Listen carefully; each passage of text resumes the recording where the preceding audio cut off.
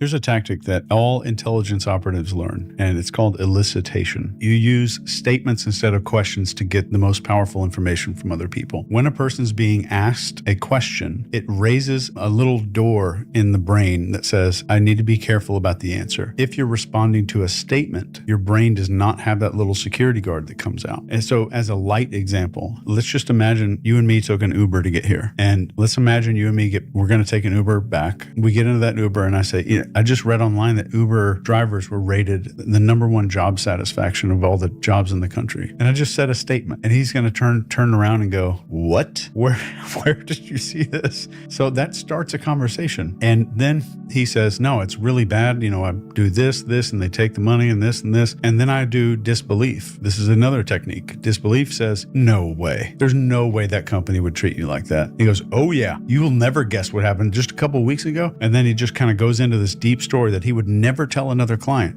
Who does he tell these stories to?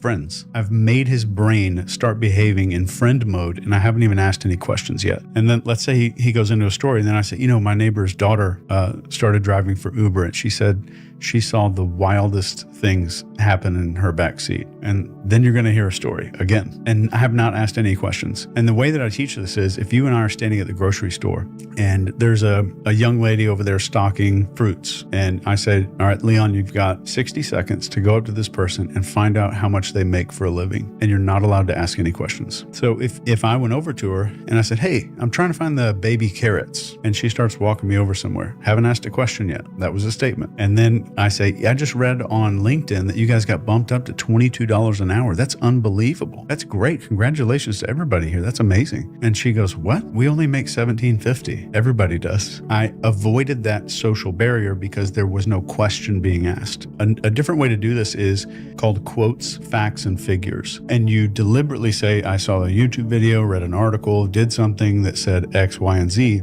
and it triggers a need in the human brain that's almost irresistible. And it's called the need to correct the record. And the next way we do this is just making what's called a provocative statement. So let's say I asked you what you do for a living, and you say, well, I make YouTube videos. Now I'm starting this new podcast thing, and it's been interesting. It's been a good career change. And I say, wow, YouTube, that has got to be challenging. And then it starts coming out. It's like people can't resist. And then let's say you said, well, yeah, it's challenging. We did this, and monetizing and YouTube language and whatever else. And I said, I cannot imagine what that is. That's got to be really stressful. It's got probably keeps you up at night. And then just, when I'm editing videos, and then let's say you just talked about editing a video, and I said, editing videos. And then you would keep talking.